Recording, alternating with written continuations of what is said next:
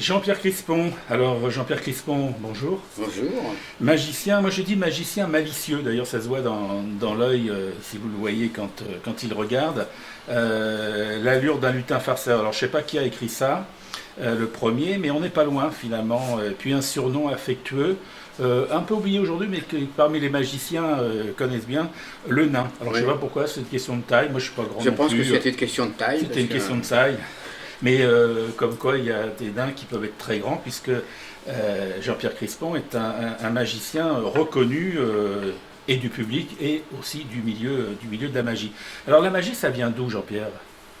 de mon enfance, je devais avoir une dizaine d'années. Et je vois un magicien à la télé et il donne son adresse et il donne des cours. J'étais surpris. J'ai noté son adresse et quelques années plus tard, eh bien, je suis allé voir ce premier magicien qui n'était pas connu du grand public, mais c'était quand même un professeur.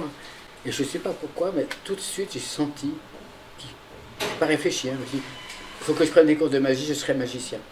Et là, je vois à la télévision, à l'époque, les plus grands magiciens au monde, Toreno, Funjol, enfin tout ça. Et je me dis, quand j'aurai 20 ans, 22 ans, j'essaierai, je vais essayer d'être aussi fort qu'eux. Mais j'avais 10 ans, tu vois. Alors, je ne suis pas devenu Toreno, qui était un magicien exceptionnel, etc. Mais c'était vraiment des cadors. Et j'ai travaillé donc les productions de cartes grâce à eux, parce que c'est en voyant ces magiciens qui étaient des manipulateurs de cartes, c'était la mode à l'époque. Mhm. Alors justement, manipulateur, Mhm. Jean-Pierre Crispon, Mhm. et manipulateur de cartes, de pièces, manipulateur de tout ce qui se manipule finalement. Ouais, c'était l'époque, on appelait, même dans les concours, il y avait la partie manipulation, hein. Et donc on appelait tous ces gens-là des manipulateurs. Mais moi je préfère, j'aime pas qu'on m'appelle manipulateur, pour moi c'est magicien. Hein. Mhm. Là, c'est Oui, mais il y a pour- des spécialités, il y Ce a sont des des choses. catégories de concours. Il y a des affinités aussi avec certaines choses. Il y a des gens qui préfèrent les cartomanes, qui préfèrent ne faire que des cartes, et d'autres qui préfèrent ne faire que des pièces ou des productions justement avec les cartes ou avec les pièces. Les productions de cartes, bon, ça a été une petite partie de ma vie de magicien. Et ensuite, j'ai fréquenté un peu les clubs. Et là, j'ai commencé à voir du close-up, on appelait ça de la micromagie à l'époque, Mhm. avec des cartes, des pièces. Et là, je rencontre un magicien qui s'appelle donc Dominique. Et là, Dominique Duvivier. Dominique Duvivier. Et là, je vois une autre magie. Ça m'a fasciné parce que j'étais un bon magicien amateur dans les clubs, mais sans plus. Si je n'avais pas rencontré Dominique, tu ne serais pas en ce moment en train de m'interviewer. Je l'ai rencontré et c'est lui qui m'a donné vraiment mes armes. Lorsque je suis arrivé, je faisais des trucs, deux, trois trucs sympas, pas plus en fait. Hein, Mhm. malgré j'avais rencontré un premier professeur qui m'avait appris seulement les bases. Bah, avec Dominique, c'est simple. Il y a la technique, bien sûr. Il y a surtout la présentation. Il m'a appris à scénariser, à faire des scénarios, à faire de l'écriture, à me faire moi-même la mise en scène. Et ensemble, ensuite, pour les spectacles qui sont venus plus tard, eh bien, c'est Dominique qui me mettait en scène, qui me donnait quasi au départ vraiment les textes qu'il écrivait pour moi, bien pointus, à ma personnalité, parce que Dominique, il écrit pour chaque magicien par rapport à leur personnalité. Alors comment vous définissez, tu définis ta personnalité? Moi, je crois que lutin farceur, c'est pas mal. C'est pas mal. Mais tout à fait. C'est ce qui peut-être a amené après à se faire de la magie pour enfants, ce qu'aujourd'hui est aussi une des parts importantes de Alors, j'ai fait de quelques ton années. activité. J'ai Ça fait fait déjà quelques temps, hein. J'ai fait quelques années, pendant quelques années, des spectacles pour adultes, Aussi, oui, oui. avec ce côté complètement lutin farceur. Oui, oui. Mais aujourd'hui, il y a ici, il y a les ateliers de Mais magie bien sûr. pour alors, bien, adultes et enfants, parce que tu es aussi formateur dans l'école Qui est du double double fond. fond, hein. Donc là pour adultes ou grands enfants, Gros enfant. grands enfants, mais il y a aussi donc les spectacles pour les enfants, et il y a les ateliers pour enfants, etc. Il y a une différence entre le travail avec les enfants et les adultes. Oui, bien sûr, complètement. Le côté pour les enfants, j'avais envie d'exploiter mon côté clown. Mhm. parce que j'étais très dynamique et un peu fou, j'avais envie d'être un peu clown. Donc cette fantaisie, je voulais vraiment la faire surgir avec des enfants. C'est un public plus difficile, les enfants, que les adultes, pour le lutin farceur? Ah ben ça n'a rien à voir. Les enfants, bon, c'est vrai, c'est Sont durs à adorable, bluffer, c'est hein. adorable, mais il faut aussi canaliser vraiment beaucoup les enfants pendant ton spectacle. Oui, puis les bluffer n'est pas forcément si facile qu'un adulte, quelquefois. Oui, c'est vrai, c'est vrai. D'ailleurs, il y a peu de magiciens pour enfants. Si on réfléchit bien. Oui, bien sûr, c'est très difficile. Parce que tu dois les faire rire, ils ne doivent pas s'endormir, donc il faut vraiment être très dynamique. Et en même temps, à chaque seconde, il y en a un qui peut se dire, tiens, je m'en vais. Donc tu dois ressentir tout ça avant même le spectacle. Et moi, je sais, dès que je commence un spectacle, comment sera la salle. Mais avant, il y a un petit travail. Il faut se faire respecter, hein, ça, je pense que c'est important. À partir du moment qu'on se fait respecter, les enfants, ils vous adorent. Et il faut savoir parler un langage d'enfant, mais en même temps, pas un langage de bébé. Un enfant, dès qu'il a 8-9 ans, je lui parle comme je te parle. Sauf que j'ai plus de douceur, mais très très peu. Parce que l'enfant, il aime bien justement qu'il y ait la relation quasi enfant-adulte, tu vois. Au double fond, cette rencontre, et puis il y a la création, depuis le premier jour en fait, Oui, depuis 1988, hein, oui, au oui. double fond.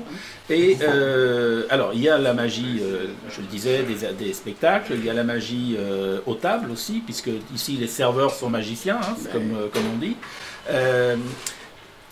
Et puis il y a la magie qu'on peut pratiquer, je dirais, un petit peu au dehors, parce que... Et quel est le type de magie qui t'intéresse le plus finalement, dans lequel tu t'éclates le plus? Je m'éclate bien avec le table en table. Ouais. Parce que faire de la magie très sophistiquée, complètement entourée, ça c'est le truc. C'est des gens, même derrière moi, et ça passe bien. Moi j'adore le close-up parce que de table en table, parce qu'à chaque fois que je fais une table, c'est un nouveau passage. Avec une nouvelle ambiance, en fait. Tu connais tes textes, mais les gens, tu t'adaptes aux gens. Et ouais, c'est très convivial. C'est vraiment un moment de partage. Alors que sur scène, tu es quand même de loin. Tu vois, moi j'ai fait de la scène, bien sûr, à une certaine époque, mais tu n'as pas de relation vraiment avec les gens qui sont le public. Mais là, de près, comme là, on parle, et en même temps, tout s'enclenche. Jean-Pierre Quespon, quels ont été, on a parlé bien sûr de Dominique Duvivier, mais quels ont été les maîtres à penser dans le monde de la magie? Pour moi, dans le monde de la magie, il y a donc Vito Lupo, qui est un magicien extraordinaire, Williamson, ouais. David Ross. J'ai appris toutes les pièces avec lui. Hein. J'avais déjà des bases de pièces, et quand j'ai vu les premières cassettes, des cassettes à l'époque, de David Ross, c'est Dominique qui m'a fait connaître David Ross. Hein. Tamarise. Alors les cartes, Tamarise... Ouais, mais Tamarise, c'était pas que les cartes. Hein. C'est vrai qu'on le connaît beaucoup pour les cartes. Ah oui, il a une routine de canif totalement dingue. Il fait les balles éponges. J'ai vu faire dans une émission en Espagne, il fait des balles éponges, mais avec 3 balles, il avait un... Et je suppose que le côté un peu dingue de Tamarise, c'est pareil, ça... Oui, bien sûr, bien sûr. Comme il y a bien d'ailleurs, parce que Williamson, il a un côté dingue. Hein. Oui, oui. Oui. Tous ces magiciens qui sont un petit peu décalés, j'adore. Et aujourd'hui, avec un peu le recul, l'univers magique, il évolue comment, à ton avis? Ah là, je trouve qu'il évolue super bien. Tu as des magiciens qui deviennent des jeunes magiciens, une nouvelle génération, qui font beaucoup de mentalisme d'ailleurs. Magicien qui passe chez Arthur, par exemple. Il y a Victor Vincent, il y a qui passe aussi au double fond, tous les grands. Il y a Antonio. Eh bien, tout cela, c'est une nouvelle génération. Avec des scénarios hyper intelligents, très sophistiqués. Ah ouais, moi j'adore. Maintenant, depuis pas si longtemps que ça, tu as des nouveaux magiciens qui eux aussi font des scénarios. Tu vois. Mais ouais, c'est pas si...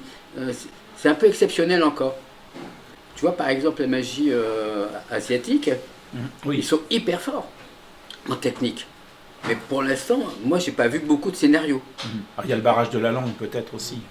Oui, mais enfin, tu peux parler en anglais. Enfin, je comprends, mais enfin, on voit qu'ils sont... c'est encore d'une magie visuelle, musicale, etc.